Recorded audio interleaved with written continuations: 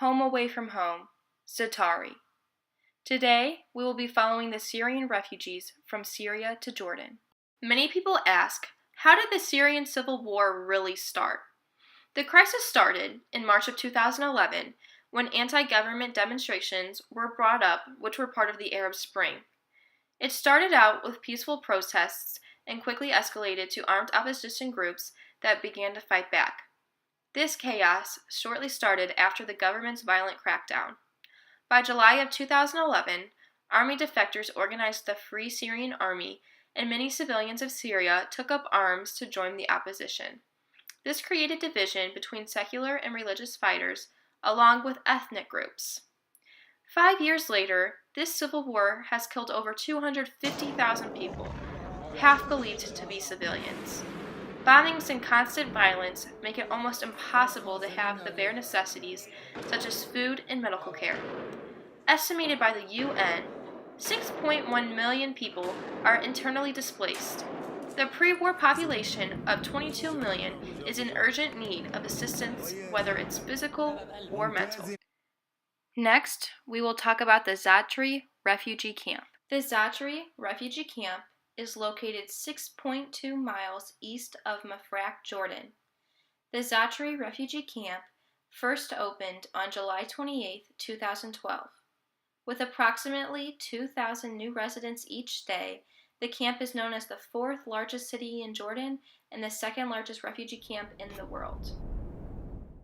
The Zaatari camp was intended to hold 60,000 refugees and has expanded since 2012 to currently hold 500,000 refugees. The large camp is organized as a city and is divided into 12 districts with representatives from each district. The camp consists of 30,000 shelters and administration buildings, 3 hospitals, 3 schools, and a market structure of 3,000 shops selling a wide range of food, household goods, and clothes. The funding of the city is funded both by the Jordanian government and the United Nations High Commissioner for Refugees. The housing is made up of tents and caravans, and yet there are still many residents that are homeless within the camp. هون دارنا هاي غرفتي يعني ومرتي هاي غرفة أبوي والولاد وأمي وهاي هون حمام هاي هون واحد بتحمم هون وهاي المي هون اجت صار لها شهر ونص مدينا نبريش وصارت تيجي المي. Running water is a big deal at Zaatari refugee camp. Caravans are a big deal too. That's because last winter most of the camp's 80,000 refugees were living in battered tents without adequate water or electricity access. A year later, everywhere you look, the infrastructure is changing. A dozen mosques have sprung up. Construction to install more prefabs and equip them with water and electricity is ongoing, and there are even designated street names. Jordan has to house all these refugees, which puts a toll on their economy. The Syrian conflict has been going on for years, and Jordan has limited its humanitarian response. They will need increased international support. The Syrian refugees have taken a toll on the infrastructure in Jordan. The infrastructure includes water and waste management. Prior to the war, Jordan didn't have great infrastructure, and now with all the additional people, it is even worse. The Jordanian people will look at all the negative impacts of these refugees.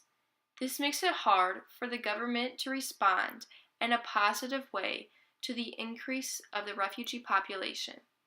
The Jordanian government has asked for additional humanitarian government support from the international community.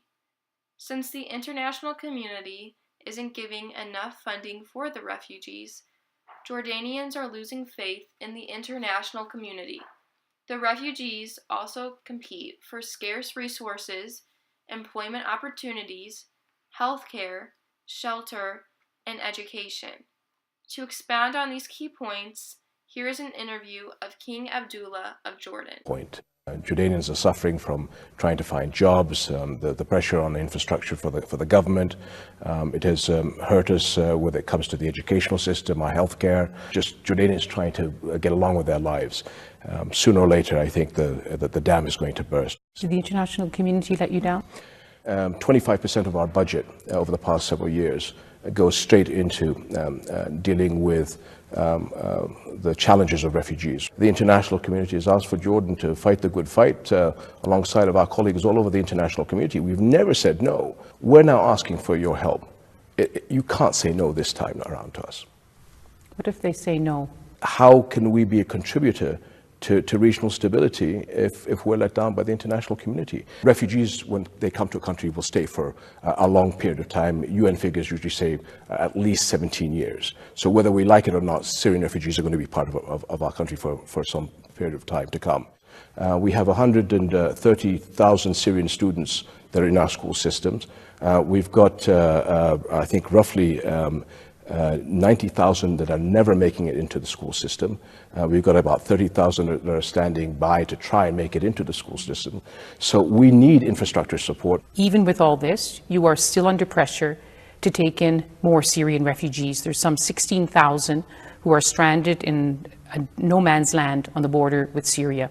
Are you going to let them in? Well, we are taking roughly 50 to 100 a day, which is, from a security aspect, the normal amount that we can take. But again, we throw back to the international community and to those countries that are being very difficult to us, saying at the end of the day, okay, you're saying there are only 16,000. We've already taken 1.4 million people. If you want to help the refugee problem, 16,000 refugees to your country, I don't think is that much of a problem. Has anyone taken up your offer? Of course not. So, but if they don't, what?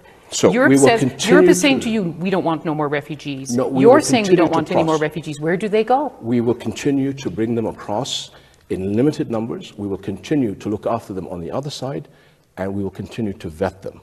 So it's going to take time. But for those that are sort of sitting there trying to take the higher moral ground, if you want to take them, we'll help you take them. Life is certainly difficult for those they're trying to help. Dalal and 9 others live in an unfurnished 200-square-foot tin shed. They sleep on mattresses on the floor, use communal bathrooms several hundred feet away, and rely on a gas cylinder to cook. They get free rations of oil, sugar, tea, and rice. When we visited, she was cooking something called mahshi, zucchini stuffed with rice. She can purchase vegetables and other items at shops in the camp. 55% of the population is under 18 years old, and not everyone is able to go to school due to the size of the camp. Since there is only 3 schools, class sizes consist of 100 kids in a classroom, even though the girls attend school in the mornings and the boys attend school in the evening. For the students who have the opportunity to receive school, majority of them enjoy it because it gets their minds off the tragedy that occurred in their lives. وبحب المدرسة. سلموني دايما في السكول. أساعدهم يسلمونا شنادي بيها كتب ونقعد بالصف ونقعد عاجلين. The outlook of the Zaatari refugee camp differs between children and adults. One woman in an interview said, "It's like a detention. We are surrounded by barbed wire fences and are unable to leave." On the other hand, the children are more relaxed and are able to play games with other kids their age. Because of the war, they destroyed half my house, then a lot of it. So I searched for a secure place. His wife Iman vividly remembers the night they escaped. It was very bad, a lot of attacking all night long. They don't see a future in Syria, and because one son has a kidney problem, they might be accepted for resettlement on medical grounds. Many estimate that the return to Syria has to wait for another 3 to 5 years, where others can't seem to picture ever going back.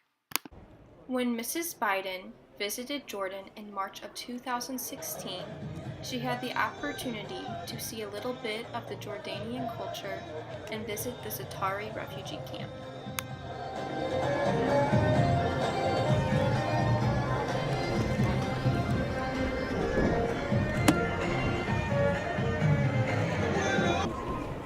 يا بس ترجع مع الناس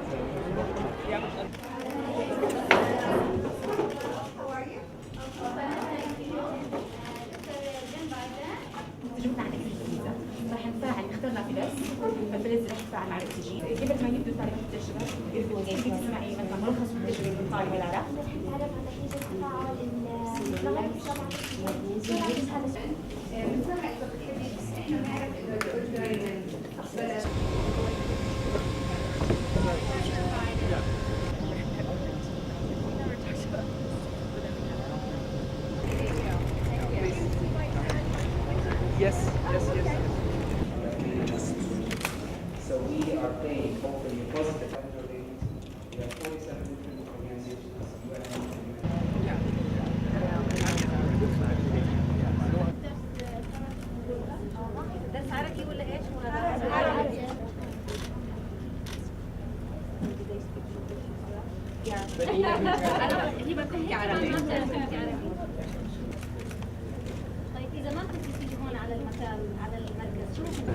On and on. Kept going.